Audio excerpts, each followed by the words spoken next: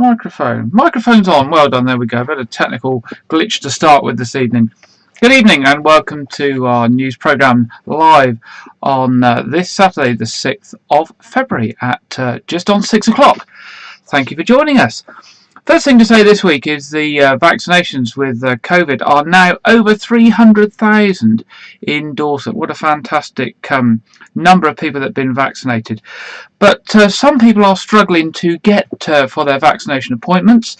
And if you are struggling, Dorset Council will do their best to help. And you can contact them on 01305 221 000. So that's if you need any help with getting to your vaccinations, as in, you haven't got your own transport or you're elderly, do give Dorset Council a call and they'll do their best to help. Talking to this week's news, Dorset Police are asking for some help. A couple of cases this week. One is a burglary at a home in Owermoyne. And they're appealing for witnesses or anyone with information. A property in Wareham Road was broken into between 12:30 p.m. and 1:10 p.m. on Tuesday the 2nd of March, that's this week. And a number of items were stolen, including medals, collectible coins and jewellery.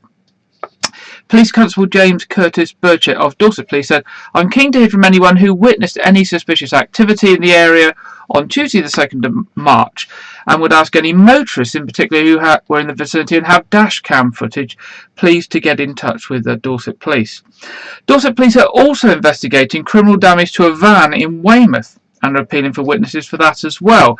The damage happened between 2:30 p.m. and 4:30 p.m. on Friday the 26th of February, that's a week ago on Friday, when a Ford Transit van that was parked on Dorchester Road near to Green Hill Dental Practice was damaged. Damage was caused to both sides of the vehicle, the bonnet and the rear doors, and it's also reported that one of the tyres was flat as well. If you witnessed anything or have any information on either of those crimes, please do get in touch with Dorset Police on 101, or if you wish, anonymously through Crime Stoppers on 0800 555 111. The Queen is going to address the nation via BBC One in a rare televised speech this weekend. Not something she normally does at this time, but the speech will mark Commonwealth Day, and the annual Commonwealth Day service would normally take place on March the 8th, that's Monday, and would usually be attended by the Queen and other members of the royal family. However, amid the ongoing coronavirus pandemic, the ceremony has been scrapped and the Queen will instead share her message via BBC One at 5 p.m. on Sunday. Buckingham Palace has now released further details about the special programme that will include the Queen speaking from Windsor Castle and other contributions from Westminster Abbey. The Prince of Wales, the Duchess of Cornwall, the Duke and Duchess of Cambridge and the Countess of Wessex will all take part in the programme, a source from the Abbey said. The Dean of Westminster, the Very Reverend Dr. David Hoyle, said the Commonwealth Service is one of the Abbey's most important annual services, but as it is not possible to gather here, we have seized the chance to take the celebration well beyond these walls. So that's 5 p.m. Tomorrow, Sunday, on BBC. Of course, this will come less than a day before Prince Harry and Meghan Markle's interview on Oprah Winfrey is to be aired on CBS in America, if we're giving even-handed reporting to the royal family. COVID tests are now available to all businesses in England and they will be free until June. Previously, they were only available to larger businesses, but the government has announced today that this now includes businesses who employ fewer than 50 employees. Businesses of all sizes can register from today in order to receive lateral flow tests for their workers, the Department of Health and Social Care has said. The rapid COVID-19 test provides results in less than 30 minutes, helping people to isolate immediately, the Department of Health said. The tests are free until the 30th of June and companies can register up until the 31st of March. You have to register on or by the 31st of March to be able to get access to these tests free of charge. So far, the larger companies in the country, amounting to 3,500 businesses, have signed up to the offer. and are testing people regularly. They did recently reduce the numbers to 250 or more employees and say as from today it's now all businesses, including those that employ less than 50 people. Health Secretary Matt Hancock said the regular workplace testing was a vital part of our route back to normal life. These rapid tests will allow positive cases of COVID-19 to be caught quickly, which is crucial to helping businesses protect their workspaces and other employees as we cautiously lift the restrictions. If you're a local business, a small business, you can register online at www.gov.uk/get-workplace-coronavirus-tests. And if you just put workplace coronavirus test UK government in Google, that gets there straight away for you. Something we've heard of before a few times on this programme, the Dorset Digital Hotline continues to be busy supporting the people of Dorset with their home IT questions. From the 5th of January to the 5th of February, the Dorset Digital Hotline received up to 3 times more calls than they normally get in a month. The Digital Champions is operated by volunteers, and it's helped people in the last month with a wide range of inquiries, from using Zoom to doing things with new devices that they have bought. The hotline was set up by Dorset Council in March last year during the first lockdown, and when the Digital Champions were no longer able to help people face to face in libraries, and this is when the telephone service started. If people experience digital problems or just need general advice on using devices or getting online, it's more important than ever that they can get help, a spokesman for Dorset Council said.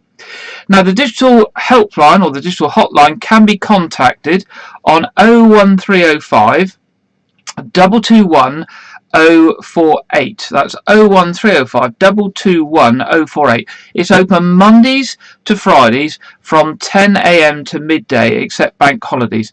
But outside those times, you can leave a message and someone will call you back. So you can call that number at any time and leave a message. Following an announcement with regards to the Weymouth Seafood Festival, the organisers have faced criticism of a change of venue for the event and the introduction of a charge. The event, which is usually held in July on Weymouth Harbourside and attracts over 50,000 visitors and normally doesn't charge, has announced plans to move to the car park at the rear of the pavilion for this year's event and to charge a £10 entry fee. Organisers have responded to the criticism about the event's location and charge and have said they hoped that moves were a one-off for this year to help them cope with the coronavirus uncertainty. The plans for this year's detail a move to the peninsula behind the Weymouth Pavilion and new dates of the 11th and 12th of September, with only limited visitor numbers, strict crowd control and a ticket-only system with tickets charged at £10 for entry.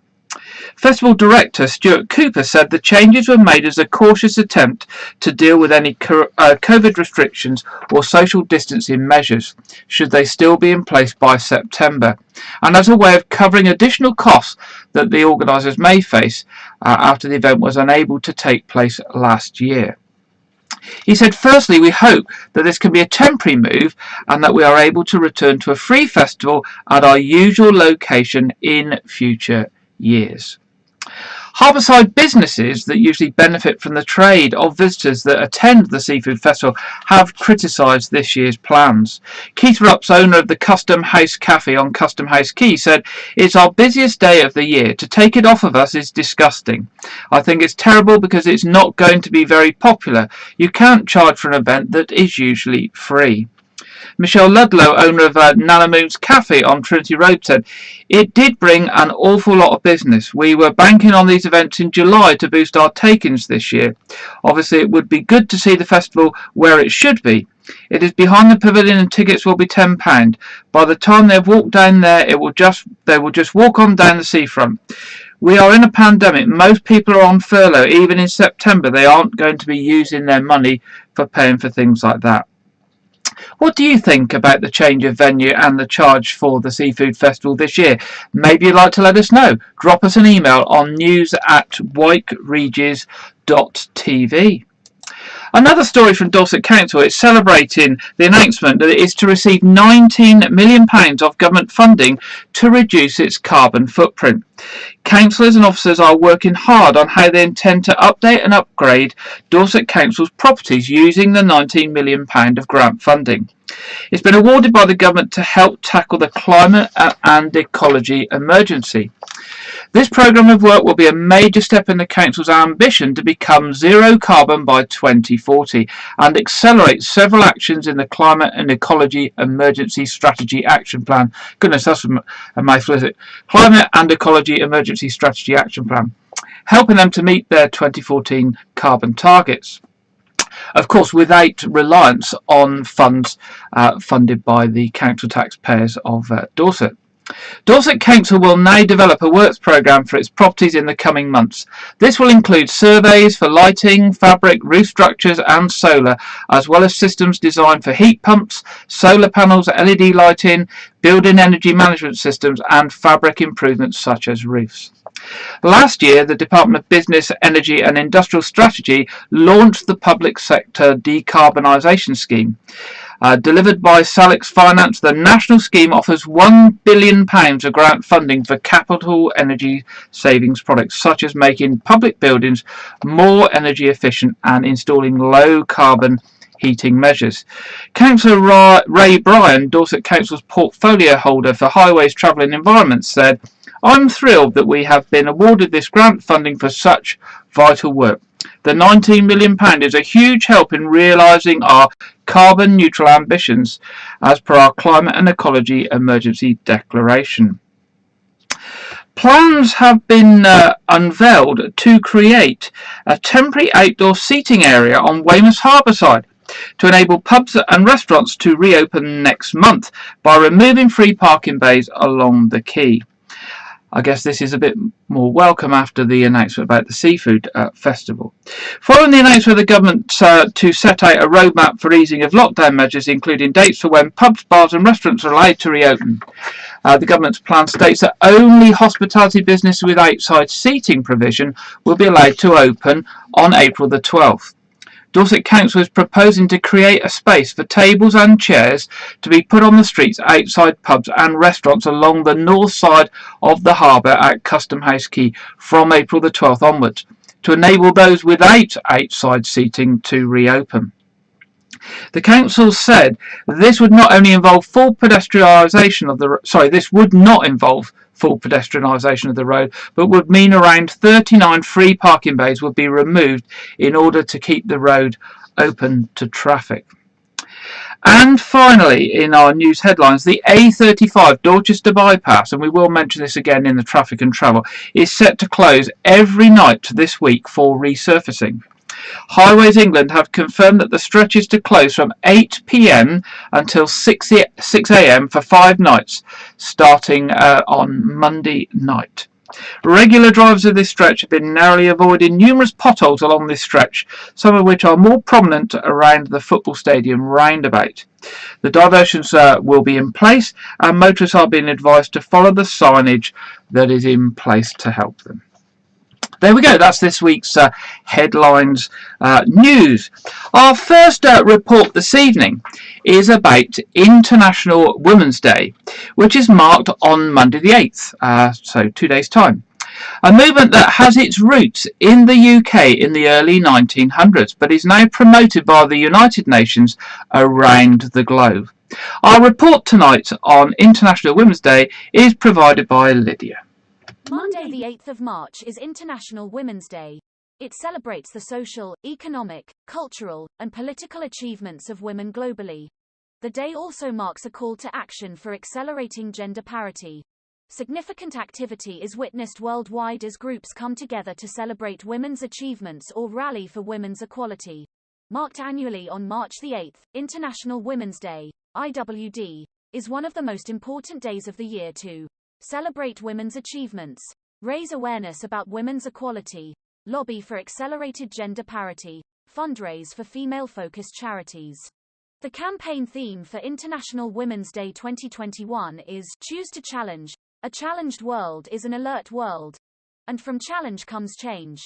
International Women's Day has occurred for well over a century, with the first gathering held in 1911. Purple, green and white are the colors of International Women's Day. Purple signifies justice and dignity. Green symbolizes hope. White represents purity, albeit a controversial concept. The colors originated from the Women's Social and Political Union, WSPU, in the UK in 1908.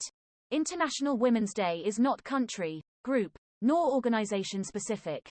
No one government, NGO, charity, corporation, academic institution, women's network, or media hub is solely responsible for International Women's Day. The day belongs to all groups collectively everywhere.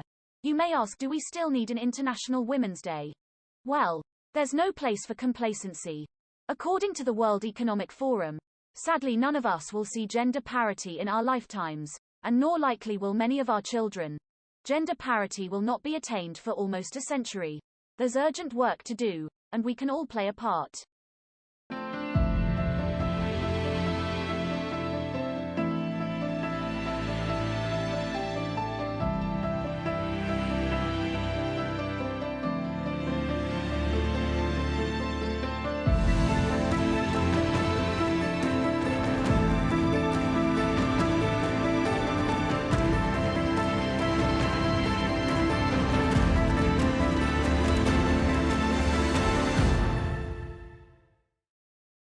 There we go, that's International Women's Day, which is on Monday, the 8th of March. Our next story this evening is we're going to hear from our intrepid walkers who are doing their virtual walk from John O'Groats back to Land's End. Last week, if I remember, we left them at the Isle of Sheppey. So we're now going to go over to Janet, ably assisted by Jeff on graphics, to see where they've been over the last week.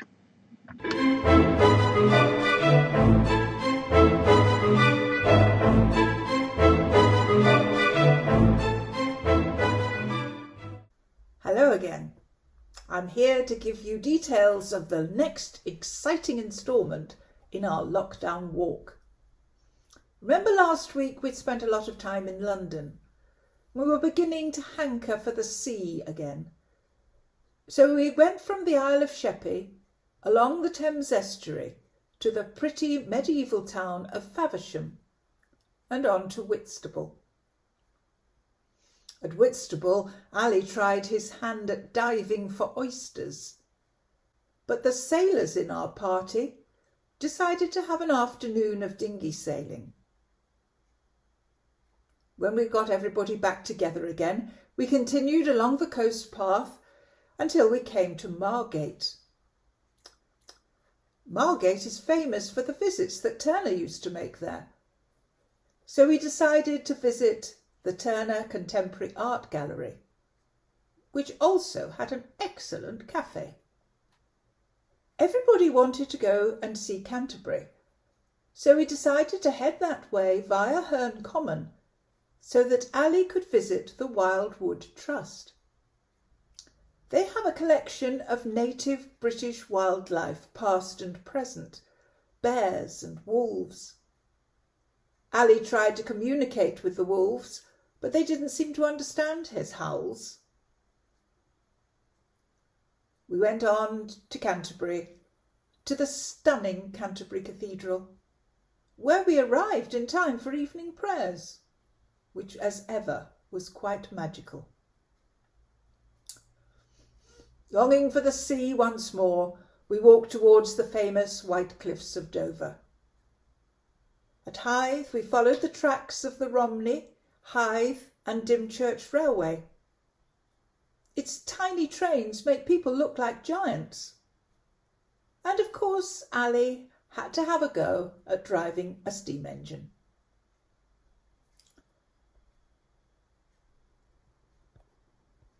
Next, Hastings and memories of our school history lessons. Ali alarmed us by screaming that he had an arrow in his eye, but it turned out to be a child's toy, so we all calmed down and continued our walk. Along the coast to Eastbourne, where I was able to share news with my cousins and stroll along the pier, Ali was very disappointed at not being allowed to jump from the end into the sea. But we told him that would be extremely dangerous.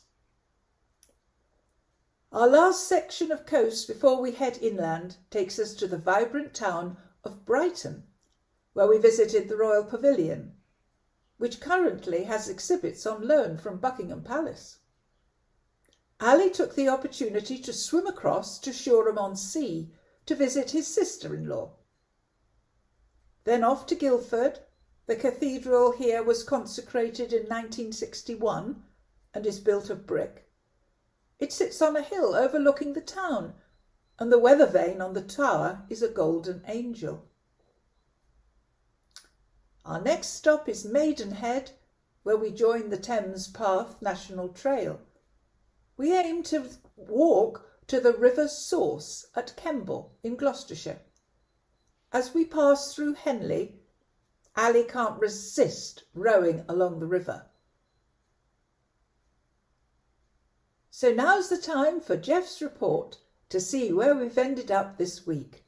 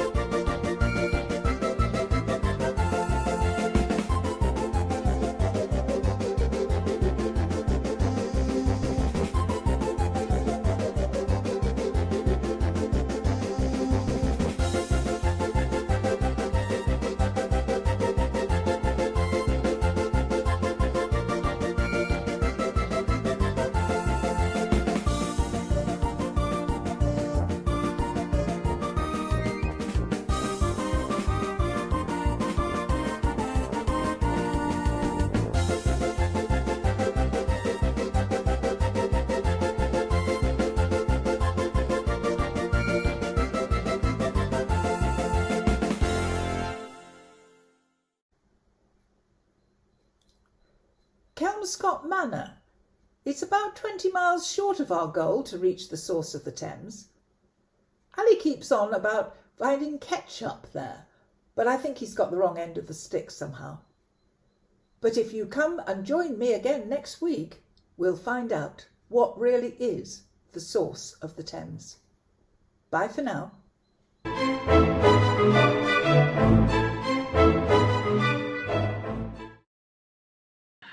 Thank you, Janet, and thank you, Jeff, for the graphics. I think we'll have to have a word with Jeff because I see this week we've got a little green motorbike doing the walk rather than a walker. So I don't know if that was put in to see if we're actually noticing what's going on, but hopefully our walkers are not cheating by using motorbikes. But we'll catch up with them next week.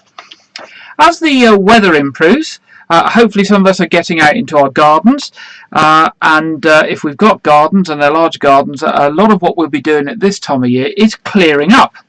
And of course, if your gardens are anything like my garden and my drive, they get full up with leaves and rubbish. Most of it nothing to do with anything in our garden, but things that blow in from elsewhere.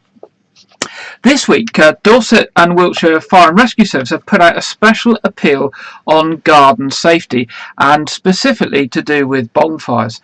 Unfortunately, they had to deal with rather a large fire in the last week that started as a result of a garden bonfire. Our report this evening on garden safety is brought to us by Jack. As we move into warmer weather and start to get our gardens in order, we start to gather up all sorts of leaves, branches and other materials from the garden that we need to get rid of. For most people, a good bonfire in the garden proves to be the easiest way to get rid of all the waste material. Dorset and Wiltshire Fire and Rescue Service is reminding the public about the importance of garden safety following an incident involving an out-of-control bonfire last week. Spring is almost here, which means lighter evenings and warmer weather are on their way. So it's likely that many will want to start getting out in the garden and perhaps burning garden waste, especially since many household recycling centres aren't in full operation. Station manager Richard Humphrey said, "We are asking the public to remember the importance of fire safety in the garden, and in turn, ensure our resources can be used for the vital support of our communities." Bonfires are very common in the spring and summer, but they can get out of control very easily. If you want to burn off garden waste, please follow our safety advice, and never use flammable liquids such as petrol or paraffin to start a bonfire. Other top tips for the safe use of bonfires include: site any bonfire well away from buildings, fences, trees and garden structures. Have a garden hose to hand in case the fire starts to get out of control. Don't light a bonfire on a windy day, as it could flare up more than you expect. Be courteous to your neighbors. If you're planning a substantial bonfire, let them know, and stay with it at all times to ensure that it remains safe. If you're intending to have a large bonfire, use the online form on the Dorset and Wiltshire Fire and Rescue website, as we often receive emergency calls from people who can see lots of smoke, and it helps us to know whether this could be a controlled burn. The following animation from Cambridgeshire Fire and Rescue reminds us about bonfire safety.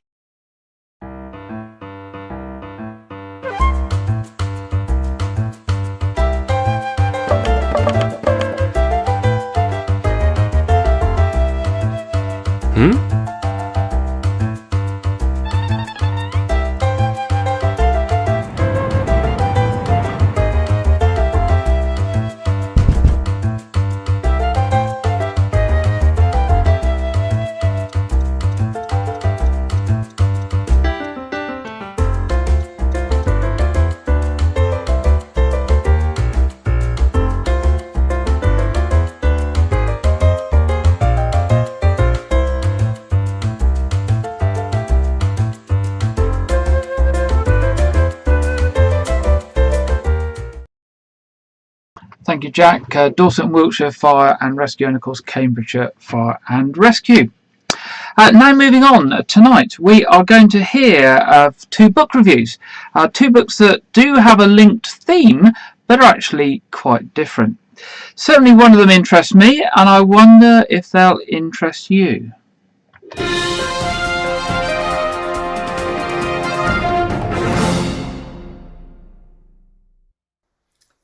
Hello. I have got two books to share with you this week, and they both involve older people. I can't think why that should be. The first one is by Richard Osman of Pointless fame,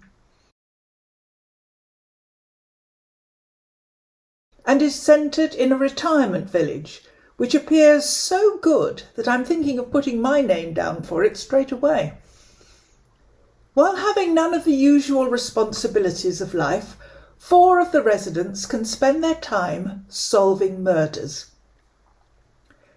The idea that the elderly are better suited to solve crimes than the professionals is revived in this book, with the CID being one step behind, in true Miss Marple fashion. Personally, though, I don't feel the characters are as cleverly depicted as those of Agatha Christie, but perhaps that would be a big ask. I found it more like the famous 5 for grown-ups, actually. Reviews seem somewhat mixed, with raves from such as The Guardian and rather more muted responses from many of those who had bought the book on Amazon. It is, though, a bit of fun to read if you want something to entertain you in times of stress. And if you do enjoy it, watch out, for I am sure there will be many more rollicking adventures ahead. In the next book, The Carer by Deborah Magash, author of The Best Exotic Marigold Hotel, the question of age is taken a bit more seriously.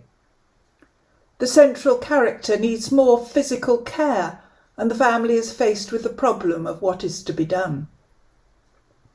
However, they find much more to be faced as the characters discover facts about their past which turn over their perceptions of their happy family life as children. These discoveries in turn make them reconsider how they are living their present lives and make changes accordingly. Although it covers many events which have had a defining effect on the characters, reading it leaves you with a feeling of hope. Hope that they may be able to move on, but above all, hope for all of us that we can always change. don't you tell us about some of the books you've read? It would be lovely to hear from you and get some ideas for new reading ahead. Bye for now, and good reading.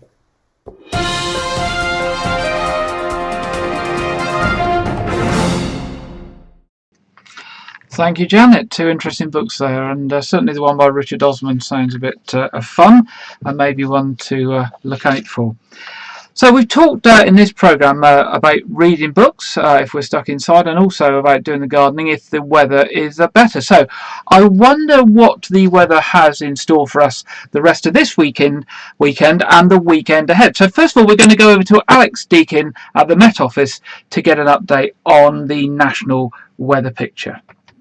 Hello, welcome to your latest update for this weekend from the Met Office. For most, it's going to be a dry weekend, but the mornings are going to be chilly with a frosty start to Saturday and Sunday for many. Dry and bright kind of sums it up.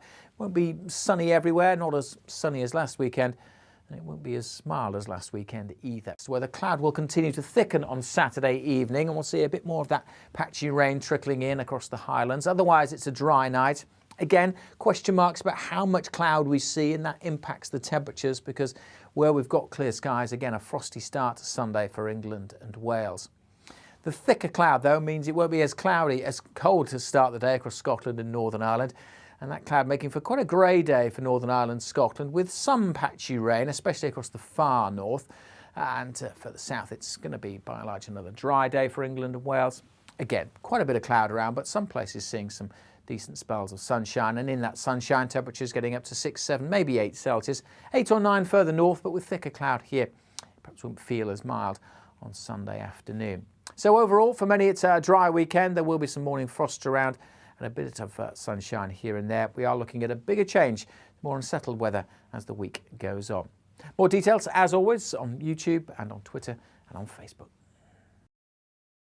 Thank you, Alex. And as Alex says, there are more unsettled weather ahead. Mind you, I don't know about it being any different than what we've been used to for several weeks. So the local weather this week seems to fit in with that pattern of either being cold and dry or warmer and wet and windy.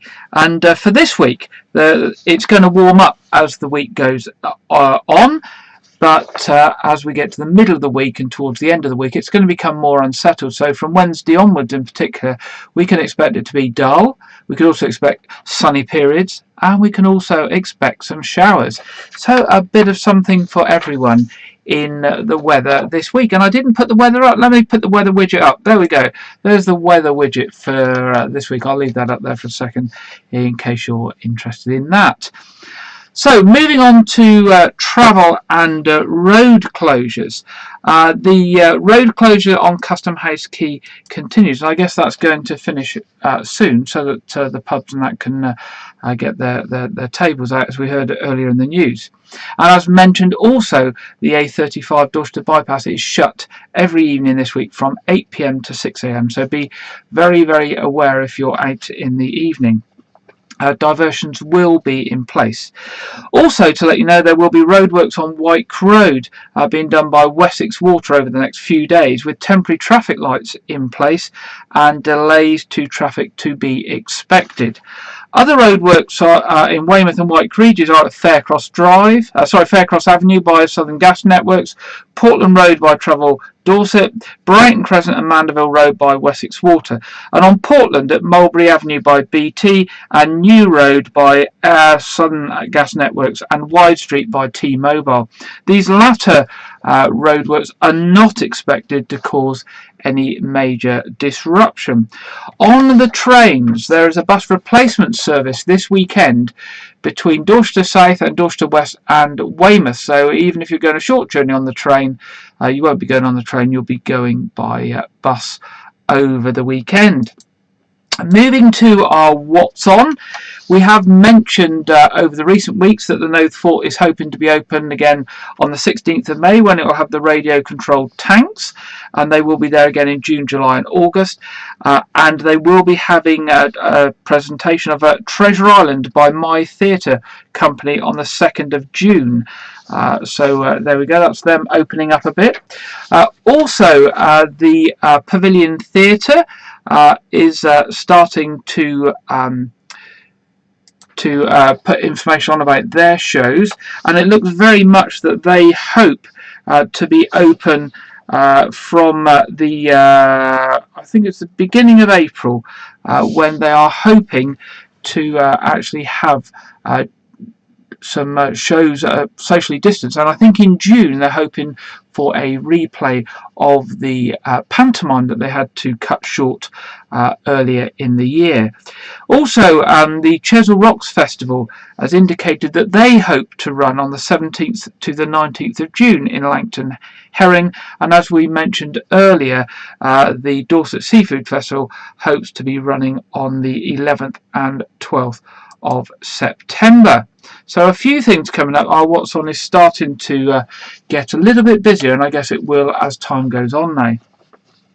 Now we're going to move on to our film section for this week, and you'll remember I mentioned towards the end of last year a film called Ammonite, which was about Mary Anning, the fossil hunter, and situated around WykeRegis, and that was going to hope to be a big cinema release, but obviously with cinemas closed, that hasn't happened. We now have heard this week that it will be released on the 26th of March on premium digital paid for channels, and it won't be going for a cinema release. Like many films, and we've heard previously, they are having to release on satellite and cable channels to get their money back, and they can't afford to wait for cinemas to reopen. Moving to our sort of film review this week, something a little different.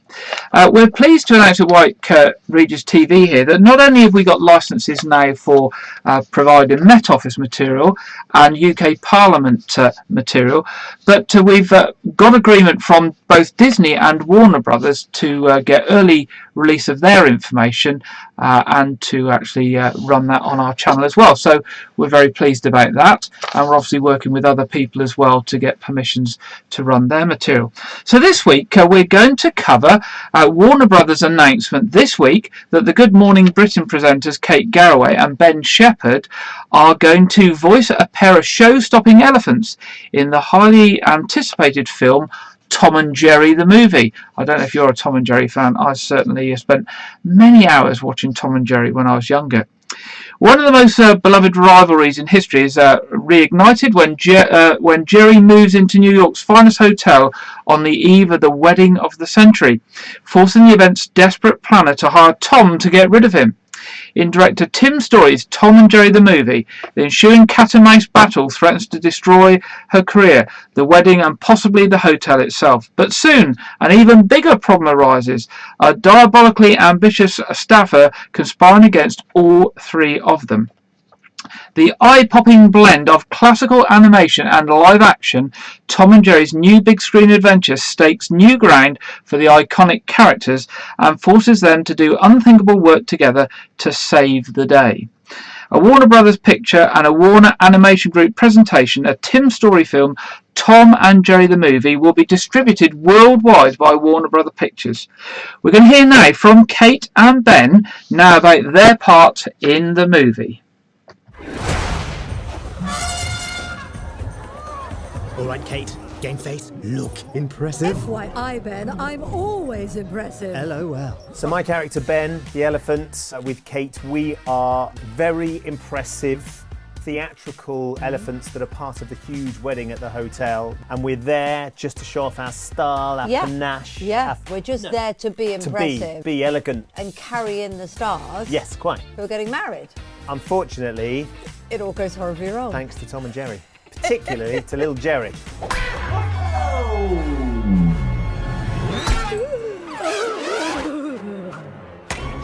OMG! Is that a mouse? OMG!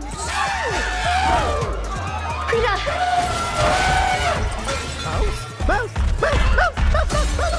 There's an inner elephant in both of us. I loved Tom and Jerry as I was a kid. I was always on the side of Tom. Is that a surprise? No. You like cats, you love cats. I love cats, and I felt like Jerry just was taking the mick a bit. Jerry just owns Tom endlessly. Yeah. I maybe identify with Tom. You own me. You are the Jerry. Settles to in my for Tom. roles. Yeah. Oh,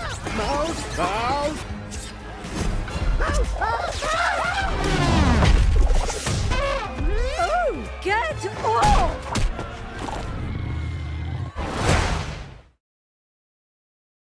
There you go, Kate and Ben having some fun there in the voiceovers for their part in Tom and Jerry the movie. And now if you're a Tom and Jerry fan, all I can say is just hang on to the end of the programme. There might be a bit more Tom and Jerry as we go out tonight. So just a reminder that this evening at 7:30 we've got our usual quiz, which you're all welcome to join us on all the usual channels. If you're interested in the services at All Saints Church, there's a service live stream tomorrow morning at 9:30 and another one at 5 o'clock on Monday. Now, most importantly, as we sign off this week, things are opening up a little bit. Do stay safe, do be careful, do get your vaccination if you're invited to go. And if you struggle to get to a vaccination point, do give Dorset Council a ring and see if you can get some help. So, as we finish, for those that are fans of Tom and Jerry, here is the full movie trailer for Tom and Jerry the movie. Good night. See you next week at 6 o'clock on Saturday. After a lifetime of being the world's most famous enemies, you can count on me like 1, 2, 3. Tom and Jerry are about to start over. 'Cause that's what friends are supposed to do. Oh yeah. In the big city.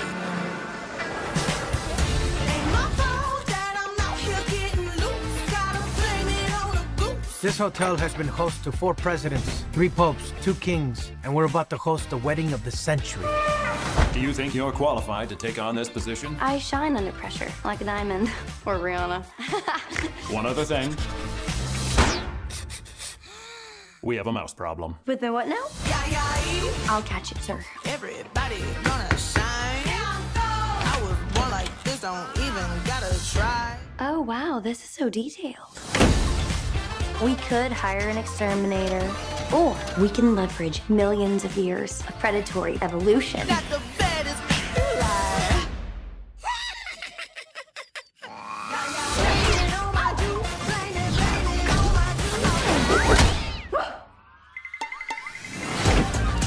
If a picture of this mouse is tweeted up to Instabook Face or TikTok, we will be ruined.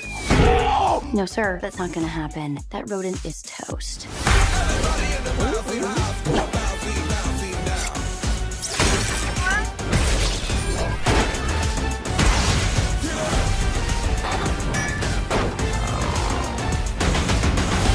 I will not let this hotel be ruined by a cat and a mouse! He's dying on us.